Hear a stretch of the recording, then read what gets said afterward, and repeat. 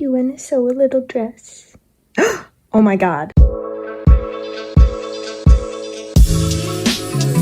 Hello everyone, and welcome back to the series where I try to use up as much of my fabric stash as possible before moving across the country at the end of the summer. Oh, I came up with a name for it, by the way. We're calling it DIY bye. Get it? Because we're making DIYs. Before we leave, we say bye and we move away. It's a really good name. No, I'm not accepting feedback. So, in my last DIY video, I asked you guys which project I should do next, and the verdict was basically unanimous. The people want a fish dress. So today, that's what we're delivering. And then I got a little carried away, and I also made something else. But we'll get to that. Let's get started. So, for my dress, I basically just wanted to make a sundress very similar to one I had already made. And the plan did actually end up changing partway through, and I did end up making actually a different style of dress than this original vision. But this is the plan we were starting with. First, I had to cut out my pieces, which I did very loosely and with no actual measuring. For the bodice part, I marked where I wanted it to fall on me with chalk and then just cut a straight line across where that mark was. Then for the width around the body, I just kind of traced a bodice for a different dress I had already made that I liked the fit of, which, by the way, if you're into this dress that is laying on the floor being traced in this clip, here's a video on how I made it. Then for the skirt, I wanted it to flare out similarly to a different dress I had already made. So I tried to trace the skirt of that dress, but then I actually didn't quite have enough fabric to make it as flared as my original plan. So I just took the flare in a little bit and tried to still make it as flared as I could with the limited fabric I had. At this point, we're not even really tracing anymore. We're just kind of freewheeling, but that's fine. We got there. Finally, I also had to cut out my straps. For these, I just made some really long strips of fabric. I did not measure them, and I did have to cut them again later to even them all out, but you get the idea. Just get some long strips. They're like a couple inches wide. You're good to go. Then, I was all prepped to start making the bodice when I was struck with, dare I say, a moment of genius. You want to sew a little dress? Oh my god. Wait a minute. What if, consider this, I sew her a little dress that matches my dress. Comment, you want a dress? Okay, that settles it. We're doing it. Alright, so I did actually have to make myself a dress before I could make the cat a matching dress. So my next step was making the bodice, which is extremely simple. All I had to do was sew the two short ends together, right sides together, and then hem the top edge, which you could also just save for the end when you're attaching the straps. Next, it was time to sew the skirt together. First, I cut the top where the waist would be into sort of like a concave curve shape because the bottom is curved and I thought it would like help the skirt flare more. I don't even know if this did anything, so don't worry about it too much. Anyway, next I pinned the front and back pieces together, right sides together, and sewed them together down each side. Then we had to hem the bottom, and since it was a curved shape, we also had to make little cuts kind of along the part we were folding up so that the fabric would mold more easily with the curve and just be a little more flexible. So I just added those little cuts as I pinned it, and then sewed it down with a straight stitch all the way around. Finally, it was time to attach the skirt to the bodice, which I did by turning the bodice inside out and then lining up the top hem of the skirt with the bottom hem of the bodice right sides together, and then sewing them together all the way around again with a straight stitch. Oh, also, after all this, in a signature Liz move, I finally ironed all my super wrinkly fabric after it was already sewn. Alright, now it's time to make the straps. My first step in this process was to actually recut the straps so that they were all actually the same length and width and didn't have super jaggedy, uneven edges. Then to actually make the strap, first I pinned it and then sewed it into a long, skinny little tube, right sides together, and then I just turned it inside out. Obviously, I did this 4 times because there are 4 straps. I also sewed one end of each strap closed. I left the other end open because it would be hidden inside the dress anyway. But to sew the one end closed, I just folded the raw edges inside of the little tube and then sewed a straight stitch across to seal it. For my final step, I also sewed a top stitch along each side of each of these straps just to make them lay nice and flat and look extra clean and professional. Oh my god, making 4 straps you wouldn't think would take 500-ish years, and yet this was the most time-consuming part of the project. They're so long. I was like, it's gonna be fun to have them long. They can tie in big bows. It like quadrupled the time it took. Yeah, so just a note, it's very time-consuming.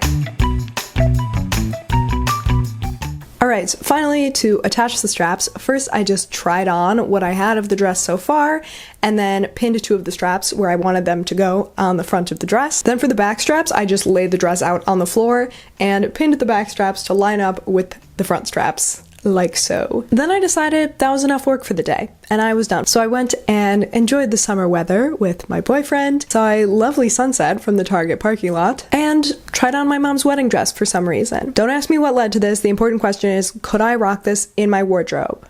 Yes or no?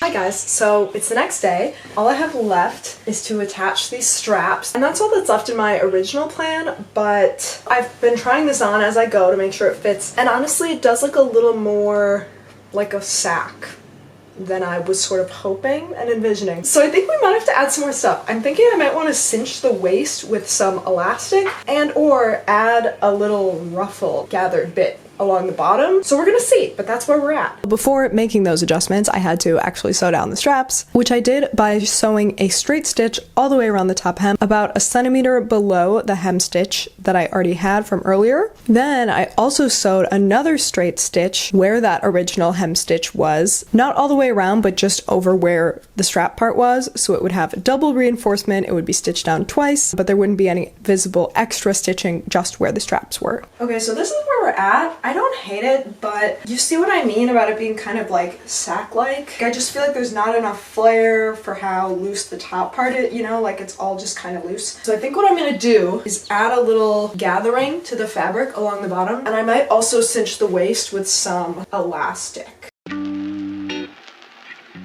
Alright, so obviously this is the part where our original plan changed. Here is our new plan.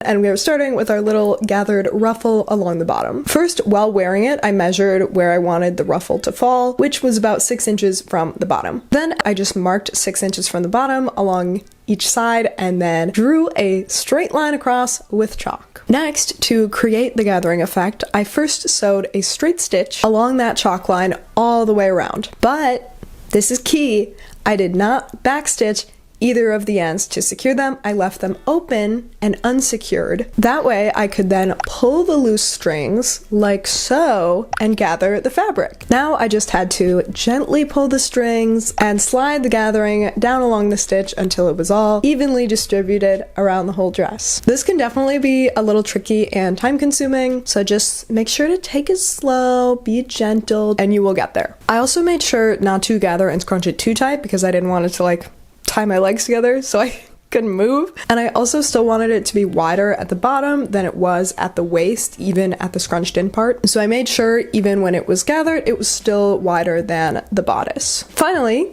once all that was done, it was time to sew the gathering down with a secured straight stitch all the way around, directly on top of the stitch we already had, so it would keep it all perfectly gathered in place.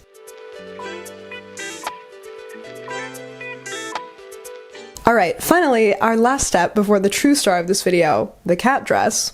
We're adding elastic to the waist. All I did for this was measure elastic around my waist. Oh, that's my rib cage, not my waist. What am I doing? This explains why it was still so loose after I added the elastic. Literally, I was like, this is so weird. It's because I measured the wrong part of my body, baby. You want it to be fitted, but not stretched, because if it's stretching, even when it's on you, it's really gonna like dig into your skin, and that's really uncomfortable. Oh, and you also want an extra inch of overlap where you can, yes, overlap the elastic. Then you just have to pin it down around the waist of your dress inside out. Obviously, the elastic is smaller than the waistline you have. That's why you're adding elastic to it. So you just have to stretch it as you pin to make sure it goes all the way around and is evenly distributed. Then finally, you're just sewing it down with a straight stitch and again, stretching it as you sew it so that it will stay stretchy after you sew it, but then it will scrunch together when you're wearing it.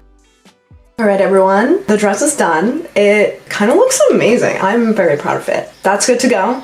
But you have to wait till the end to see it, obviously, because now it is time to make a dress for my cat. Because what else am I gonna spend my day doing? Let's get started. Alright, so my first step here.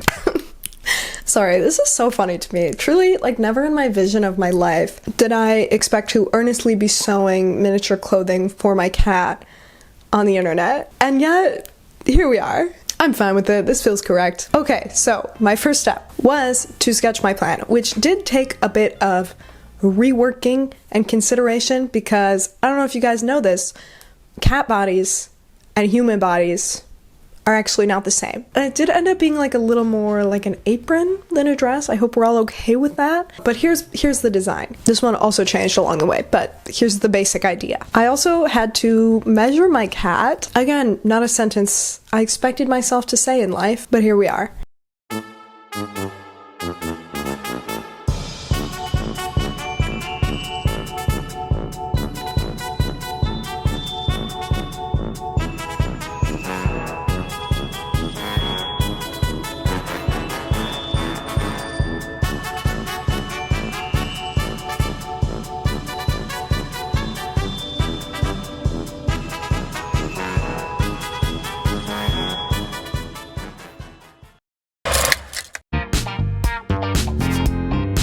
First, I cut out a tiny little miniature bodice piece, I guess we'll call it. And then I found this strip in my scraps that was already perfect for the necktie, so that was good to go. Then for the skirt section, I didn't actually have any scrap fabric that was quite big enough to get the right size and shape that I needed, so I cut out 3 different pieces instead to make the size and shape that I needed and then patched them together.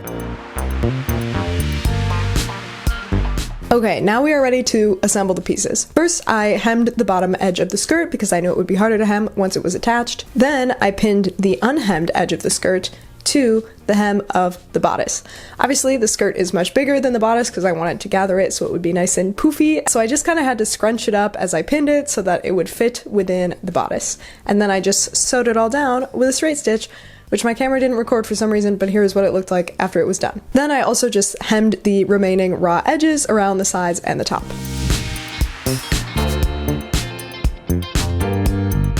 Okay, next up, it was time to create our little neck ribbon. To do this, I basically just did the exact same method I used to make the bow ties for the shoulders of my own dress. Just sewed a long little 2 right sides together, turned it inside out, and sewed close the ends. I did not do a top stitch on this one though because there's only so much time and effort you can put into a dress for a cat. Then to attach it, I just sewed about 2 inches along one edge of the necktie to the center of the top edge of the dress, leaving the rest loose to tie around her neck in a little bow. Okay, here's where we're at with the comet dress.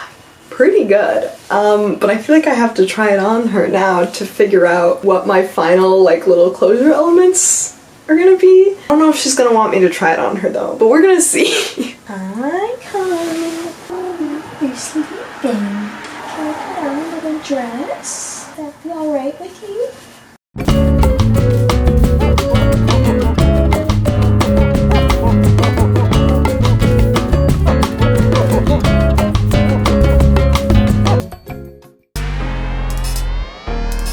Alright, so for our final touches, first we are just folding in these little corners and then just sewing them down along the edge like a hem.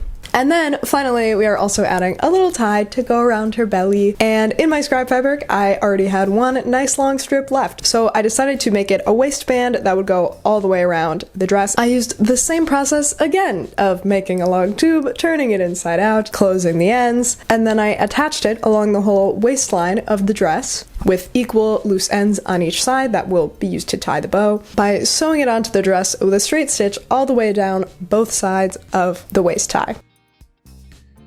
And that's it. We did it. Honestly, making a tiny garment was actually so quick and easy and satisfying. If you have any pets around, or babies, or kids, or dolls that belong to kids, or dolls that belong to you, I don't know, try it out. All right, enough ado, enough dilly-dallying. Now it is time that I show you myself and my cat in our matching dresses. Voila.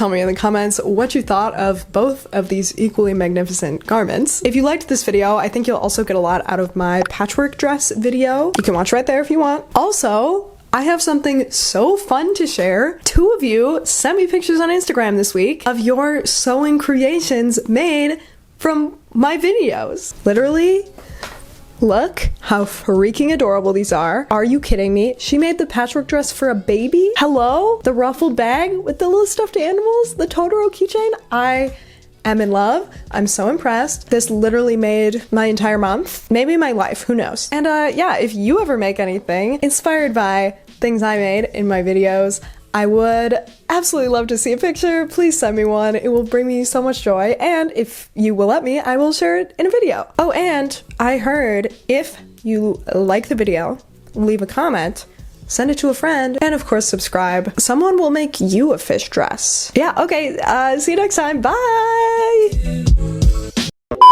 This honestly also made a pretty great American Girl doll dress. Yes, I did dig out my old American Girl doll from storage just to try it.